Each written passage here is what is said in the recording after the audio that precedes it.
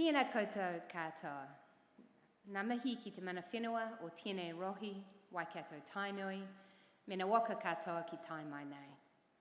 It's great to be back at the New Zealand Economics Forum. I'd like to acknowledge everyone here today for your expertise and contribution, especially the Pro Vice-Chancellor, Matt Bolger, and my former colleague from Fonterra, head of the Waikato Management School, economists, students, the Honourable Stephen Joyce, Hamilton Mayor Paula Southgate, and Waipa Mayor Susan O'Regan. A year has passed since I was last before you, and the challenges the New Zealand economy faced then still loom large today. The good news is, these days I don't just get to talk about those challenges. Today, I'm part of a new government with a massive opportunity to do something about them. Since being sworn in 2.5 months ago, the coalition government has been working hard to rebuild confidence in the economy and to restore fiscal discipline. This work is essential and urgent.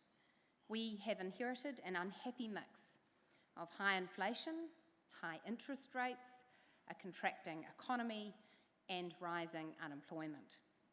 The government books have deteriorated, with deficits since the 2019-2020 fiscal year and a return to a wafer-thin surplus not forecast until 2026-27. And that's before we consider the litany of fiscal risks, cliffs, and unfunded commitments our government has inherited from the outgoing administration. Since the half-year update before Christmas, data revisions and outturns have thrown yet more doubt on both the growth trajectory for the New Zealand economy and the fiscal situation. That will be of concern to workers, families, and businesses alike. We are conscious that any worsening forecasts could well lead to a further decline in government revenue projections and a correspondingly weaker set of government books for us to work with. Monthly updates, and there is one out today, may well bounce around a bit, but our cautious view is that the emerging data suggests it is highly unlikely that the full set of forecasts in May will deliver any upside surprises when compared to the half-year update. But as Finance Minister, I am embracing the adage that every challenge contains opportunity. Opportunity for our government to better protect taxpayers' money and purchasing power. Opportunity to deliver better results from public services. And opportunity to create the conditions needed to unlock New Zealand's untapped growth potential. I will be releasing a budget policy statement on the 27th of March. You can expect these priorities to be reflected there. We will also take that opportunity to set out in more detail our short-term fiscal intentions and longer-term fiscal objectives before delivering our first budget on the 30th of May. The work of better economic management is already very much underway. In our first 100 days, the coalition government is acting decisively to deliver a stronger foundation for New Zealand's future economic performance. We are acutely conscious that it is the strength of our economy that will determine the standard of living available to New Zealanders, their job and business opportunities, their purchasing power, and the quality of public services they can rely on. New Zealand cannot become richer by simply taxing, spending, borrowing, and regulating more. Instead, we must grow the productive capacity of our economy. In recent years, careless economic management by government has had a profoundly negative impact on New Zealanders' living standards. Kiwis have endured a prolonged cost of living crisis as high inflation, high housing costs, and rising interest rates have eaten away at their incomes. And that's why you've seen our government move swiftly to refocus the Reserve Bank on a single inflation-busting mandate. getting inflation back to target is the essential foundation for sustainable economic recovery.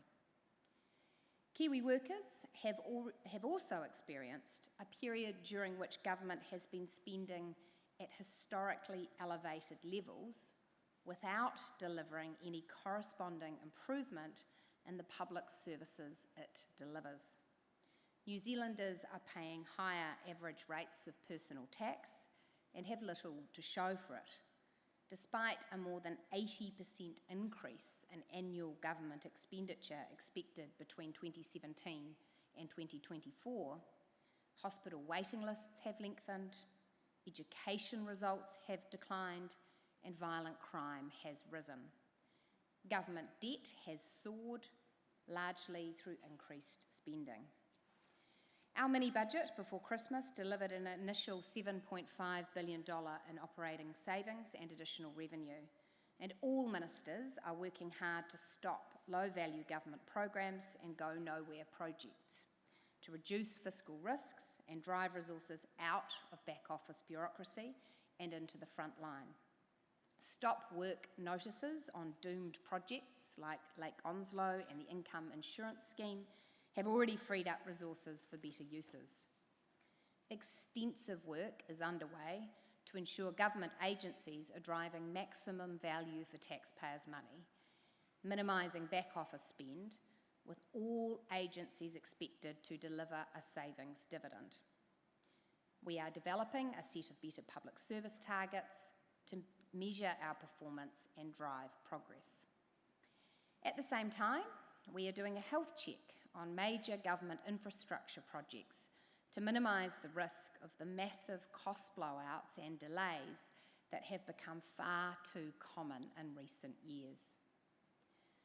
I view this programme of work I have just described as the bread and butter of responsible government. It is no different to what any household or business does when its finances come under strain. It is necessary. In fact, it should be routine, but in itself, it will not deliver on our aspirations for the New Zealand economy, because our ambitions are much bolder than simply delivering a better set of books. Instead, our goal is to make this a much wealthier country, where New Zealanders can earn more, live better, and expect greater opportunities for our children and grandchildren. And we, as a government, are not content to allow New Zealand to stagnate and slip further behind the rest of the world.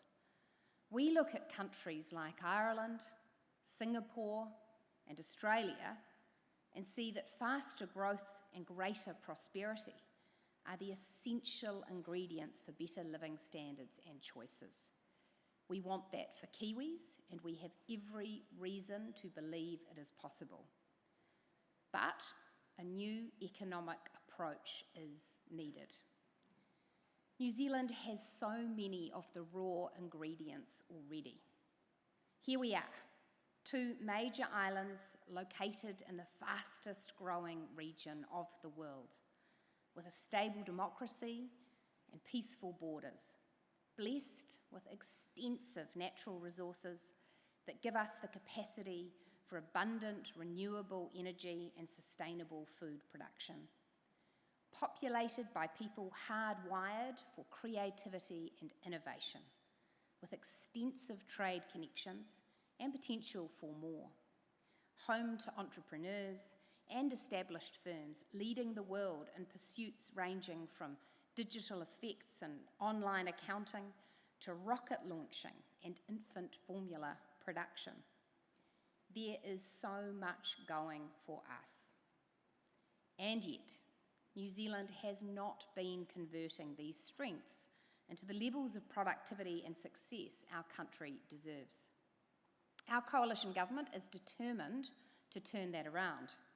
We want our country to be seen as a haven for talent, capital, and innovation, open for business and hungry for investment, the make it happen capital of the Asia Pacific.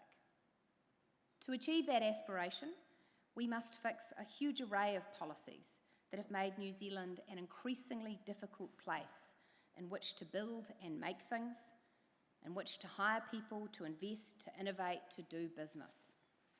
So work is underway across government to tune up New Zealand's growth engine by removing go-slow regulations, lifting education standards, growing export opportunities, attracting investment, encouraging innovation, and building the transport connections, energy generation, housing, and modern infrastructure needed to support a faster growing economy. We've made it easier to hire someone new by bringing back 90-day trials for large employers. Our Minister for Regulation, the Honourable David Seymour, has been given a new mandate to seek and destroy productivity-sapping red tape, with a wide-ranging brief to remove and reform the heavy regulatory blanket that has increasingly smothered New Zealand's entrepreneurial spirit. Our Prime Minister, Foreign, Trade and Defence Ministers have been actively nurturing our international relationships and opening the doors to new trade opportunities. We want to see New Zealand-made products and services reaching more consumers around the world. We've removed the Byzantine so-called FPA regime, which threatened to impose mandatory one-size-fits-all union-driven employment contracts across entire industries. We're bringing the basics back to our schools with requirements that each school teach at least an hour of reading, writing and maths every day. And we've brought in a cell phone ban to ensure kids can focus on learning. That has made me very unpopular with my 13-year-old, but it's a good thing regardless. We've removed the ute tax and will soon remove the Auckland regional fuel tax. We've restored a 2-year bright line test for the sale of residential properties, removing the capital gains tax by stealth that the previous government introduced through its 10-year rule.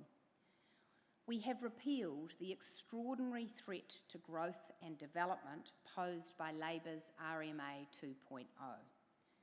We are on track to implement further resource management reform to make it easier to consent major projects, attract investment and encourage housing development. That includes introducing a fast-track, one-stop shop consenting process so that New Zealand can welcome in major development projects with less time wasted in hearings, appeals and lawyers' offices. This work is absolutely critical to speeding up investment in much-needed energy generation, to reduce emissions and deliver on our climate change commitments, to deliver better transport connections, large-scale housing developments and more. And we've been delighted to see that our pro-growth agenda has already injected optimism into the economy, with businesses reporting higher levels of confidence about the future than seen in many years. We will keep working at pace to deliver change. As we move beyond our first 100 days, I will convene a group of economic ministers who will be charged with driving progress, working closely with businesses to ensure our work is making it easier for the people we serve, and to ensure the world knows that New Zealand is well and truly open for business. I am excited about this work and the potential it has to open up a new chapter in the New Zealand story.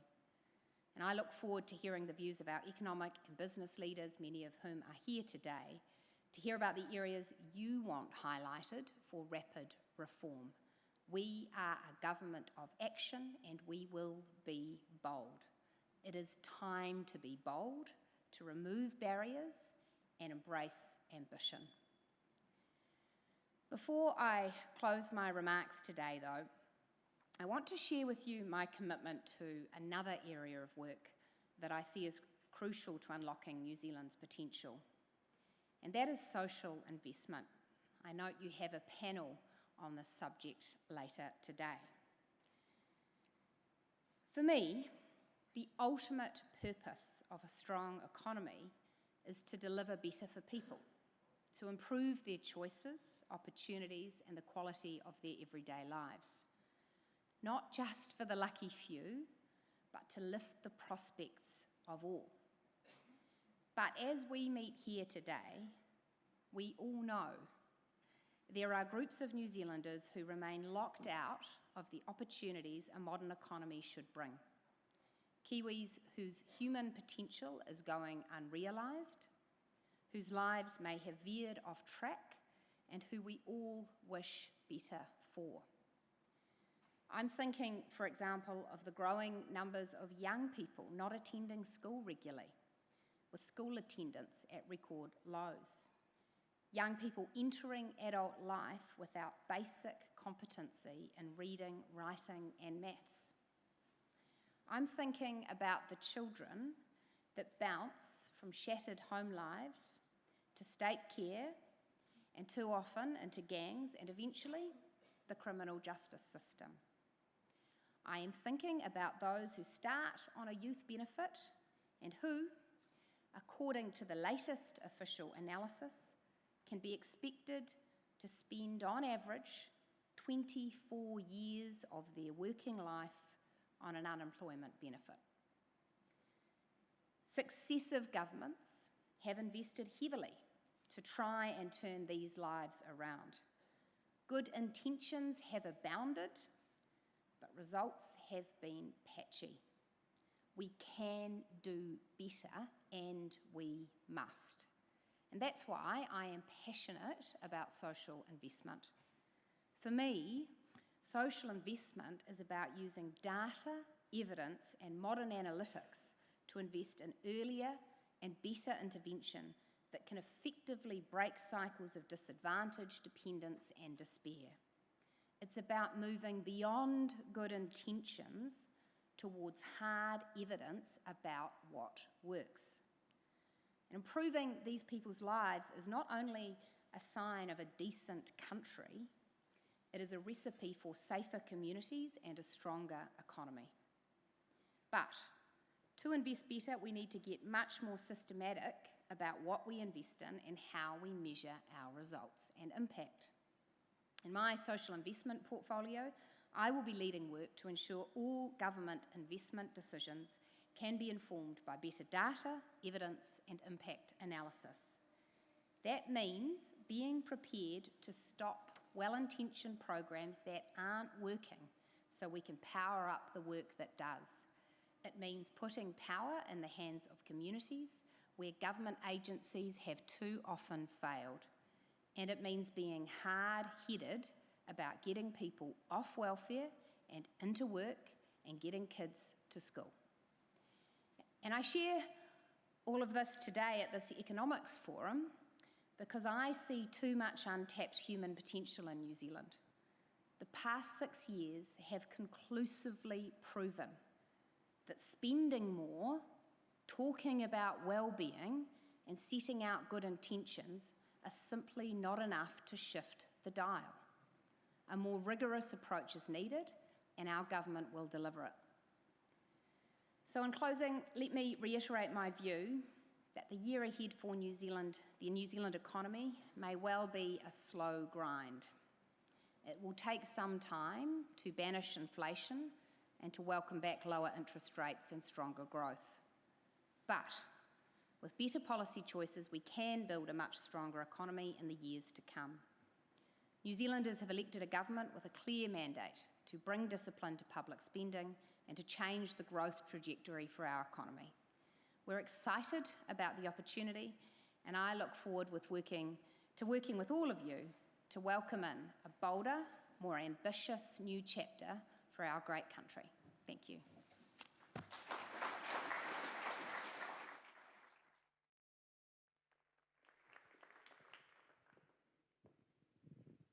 Kia ora. Thank you, Nicola.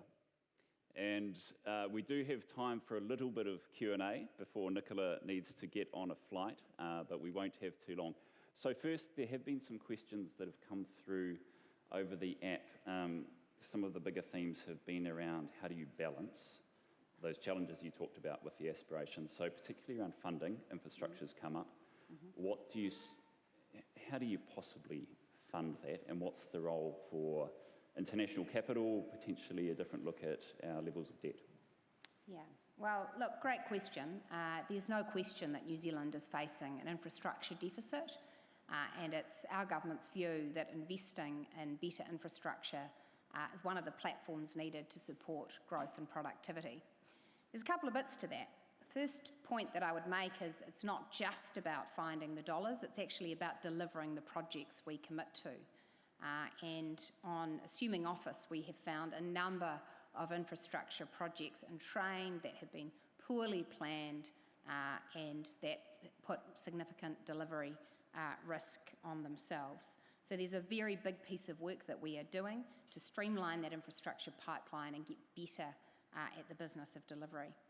On the funding and finance side, it is absolutely crucial that we enter 2024 with the modern funding and financing tools that advanced economies around the world have been using for many years. That means public-private partnerships, it means public-private iwi partnerships, it means being prepared to use new revenue tools, it means being prepared to have private sector finance into public projects. We are open to all of that thinking because we are realistic about the fact that New Zealand will not solve its infrastructure deficit with public capital alone. Thank you. Another theme, and it's connected, has been around long-term planning and what, I guess, governance infrastructure you might put around that. Many of the challenges we face span across election cycles. We have short election cycles, we can have big swings. What are you doing to plan out for the 20, 30, 40, 50-year horizons that we're going to need to solve, obviously infrastructure, but also some other areas? Yeah, I think obviously as we look to the future with the major challenge of climate change mitigation and adaptation, with the challenges of demography and with our ambitions for growth, we do need to take an intergenerational approach to the planning of infrastructure delivery. We committed as a national party coming into the election to getting a 30-year infrastructure pipeline up and running and transparent for all. On assuming office, we've found that what we already knew was a bit of a jigsaw puzzle of different Crown infrastructure agencies is as messy from the inside as it looks from the outside. And so we are undertaking work to better align the work the government does to invest in infrastructure across all its functions: education, health, transport. At the moment, those different infrastructure pipelines are non-aligned, and we are missing massive opportunities to create pipelines of investment and efficiency. So we are going to pull all of that work together into one pipeline with both a 5, 10 and 30-year horizon. And Minister Chris Bishop is hard at work on that.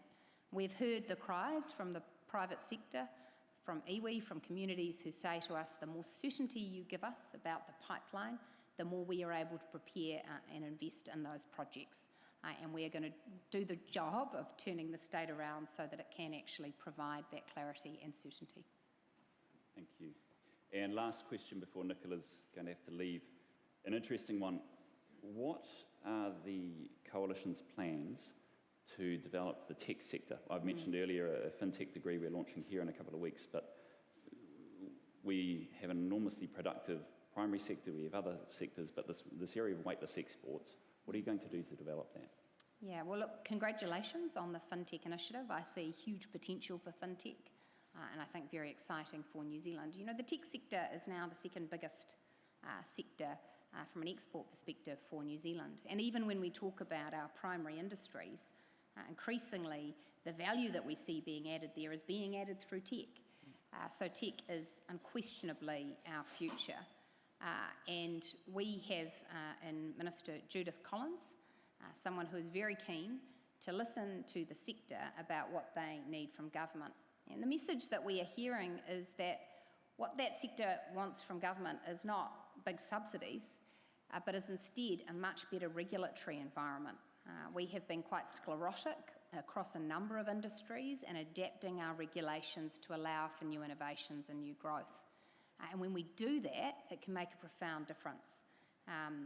He's going to think I'm a greaser, but the great example is what the last national government did with the space industry. to change that regulatory framework to make it easier for Rocket Lab and now successive others to have a space industry here that works. That took concerted effort. It wasn't actually about dollars, it was about better regulation. And we think that that mindset applies actually across a lot of tech areas and is one that we need to take. We also think that international connections and international investment and capital are going to be critical to growing some of our tech sectors. Emerging industries, emerging firms do often need capital. We have international partners who want to provide us that capital, so we want to be a government that brings those two things together. Thank you. Look, that's all we've got time for. As you can imagine, Nicola has much to do. So she will get on her way, but can you please put your hands together and thank Honourable Nicola Willis. Thank you.